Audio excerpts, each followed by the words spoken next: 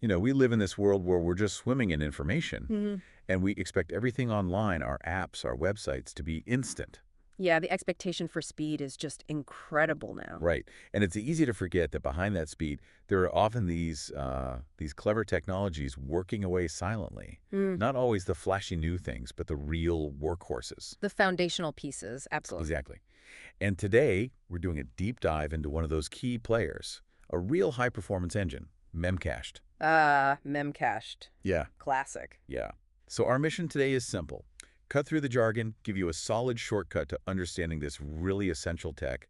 We want to unpack what it is, but also why it became such a big deal for huge companies. And where it really shines, its sweet spot. Precisely. Okay. And how it compares to other caching tools out there. We've gathered insights from a bunch of sources to really distill it down for you. Sounds good. Let's get into it. Okay, so let's unpack Memcached. At its heart, what are we talking about? It's an open source, high performance, distributed in-memory caching system. Those are the key bits right there. Open source, distributed, in memory. And its main goal sounds almost too simple. Uh-huh. Speed up dynamic web apps by taking load off the database. Yeah, But that simplicity is actually its strength, isn't it? absolutely. And it's got an interesting history. It was developed way back 2003 by Brad Fitzpatrick. Which is LiveJournal, right? I remember LiveJournal. Exactly, which was dealing with, well, massive traffic back then. And fundamentally, it's a key value store. It caches data, your frequently accessed data, directly in RAM. Okay, RAM, so volatile memory. That's the crucial detail. Because it's in RAM, there's no persistence to disk. None. Meaning if the server goes down or you restart it. Poof, the data's gone. You need to repopulate that cache from your actual source of truth, like your database. So it's a trade-off. Speed for durability, essentially. Precisely. It's Yeah. designed for speed above all else. And part of that speed comes from its simplicity, yeah. Yeah. The operations are basic. Get, set, delete. Increment, decrement. That's pretty much it. Right. And when it runs out of memory, Yeah. because RAM isn't infinite. It uses an LRU policy, least recently used. The data that hasn't been touched in the longest time gets kicked out to make space for new stuff. Smart, but simple.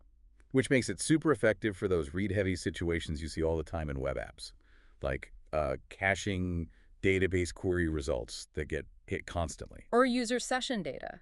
Or even little bits of rendered HTML like page fragments, things you don't want to regenerate every single time. It really feels like it just does one thing, but does it incredibly well. That's a perfect way to put it.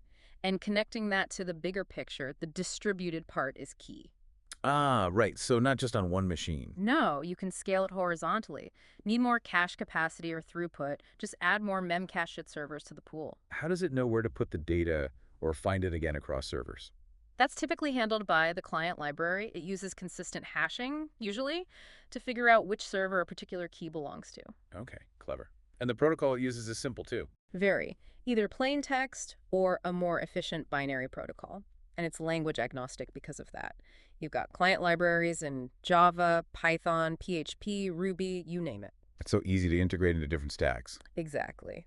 The main takeaway, though, is its focus. Speed and scalability for simple caching. It wasn't built for complex data types like lists or sets, or for running queries on the cache data. Not a database replacement. Definitely not. It's a cache. And because it's written in C, it's really lightweight, very low overhead, and runs pretty much anywhere. Which explains why giants like Facebook, Twitter, Wikipedia all adopted it. Absolutely. It solved a critical scaling problem for them early on. It's a testament to solving a specific painful problem really elegantly. So that leads us to the why. Why did it become so foundational? You mentioned performance, reducing latency.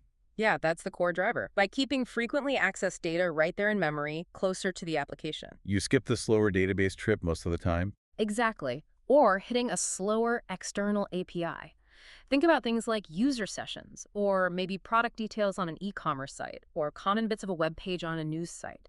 If that data is requested over and over, Caching it makes a huge difference, especially under heavy load. a massive difference. We're talking sub-millisecond response times for cache hits. Sub-millisecond. Wow. Which means your application can handle way more users, thousands of concurrent users, without the database becoming a bottleneck and grinding to a halt. You see it used everywhere then. Content management systems, e-commerce. Web apps, APIs, you name it. Caching HTML fragments, entire API responses, user profiles, configuration settings. Anything that's read often and doesn't change too frequently. And the distributed nature you mentioned helps with scaling those big sites. Absolutely. It's built Okay. for horizontal scaling. Plus, there's a cost aspect, too. How so? Well, by shielding the database from so many read requests, you might not need such powerful, expensive database hardware. Or you can scale your databases less aggressively. It saves resources. Okay, let's try and summarize those key advantages. So, number one, high performance, sub-millisecond latency because it's in memory. Check. 2, scalability. Mm. Easy to scale out by adding more servers. Client hashing handles the distribution. Yep, scales beautifully. 3, simplicity. Minimal design, straightforward API. Easy to get started with. Very easy to integrate. And 4, cross-language support. Clients available for pretty much any language you'd use for web dev. Right, it doesn't lock you into a specific ecosystem. Anything else to add to that list of strengths? Well, yeah, a couple of things. Its low resource overhead is important. Being written in C makes it super efficient, doesn't eat up tons of CPU. Good point. Lean and mean. And it's proven in production. I mean, Yeah. Facebook, Twitter, YouTube, these companies operate at a scale that's hard to comprehend. If it works for them, Is battle tested. massively battle tested. And finally, there's good community support. It's open source, been around a long time, lots of documentation, active libraries. That's a strong case. But okay, no technology is perfect. Every tool has its limits. So what are the main downsides or limitations of Memcached, the things that might make you think twice? Well, the big one we already hit on, no persistence. Right. The data vanishes on restart. Exactly. So you must have a strategy for repopulating the cache. Memcached cannot be your system of record. It's purely transient storage. That's a fundamental design choice you have to accept. Okay. Second, no advanced data structures. It's strictly key value, just strings or blobs of data associated with a key. Unlike some other systems we might talk about. Right. If you need to store lists or sets or hashes and operate on them directly in the cache, Memcached isn't your tool. You'd have to handle that logic in your application code.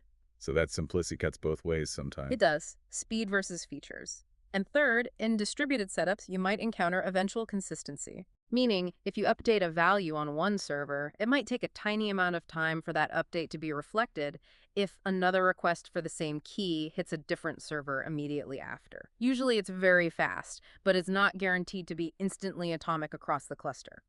Okay, so maybe not ideal for situations where you need absolute immediate consistency for every single read after a write. For certain critical financial transactions, maybe not. But for most web caching use cases, it's perfectly fine. Got it. So great for its niche, but definitely not the only caching game in town. Let's talk alternatives, because the choice depends on what you actually need, right? Absolutely. There are quite a few options, each with different strengths. Probably the most common comparison is with Redis. Ah, yes, Redis, often Yeah. mentioned in the same breath. Right. Redis is also an open source in-memory store, but it's often called a data structure store. Okay, key difference there. Data structures. Exactly.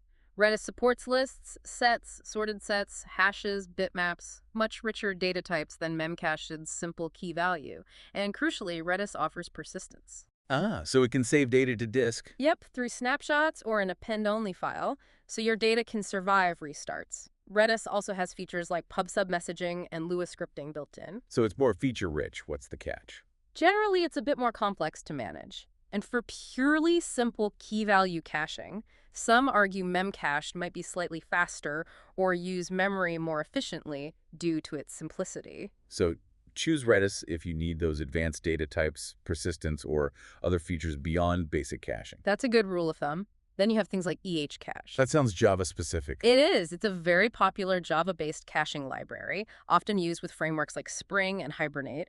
Its strengths are deep Java integration, options for persistence, and even storing cache data off the main Java heap. But less ideal if you're not in a Java world. Right, and setting up distributed cache can be more involved than Memcached. It excels as an in-process or Java-centric distributed cache. Okay, what about Hazelcast?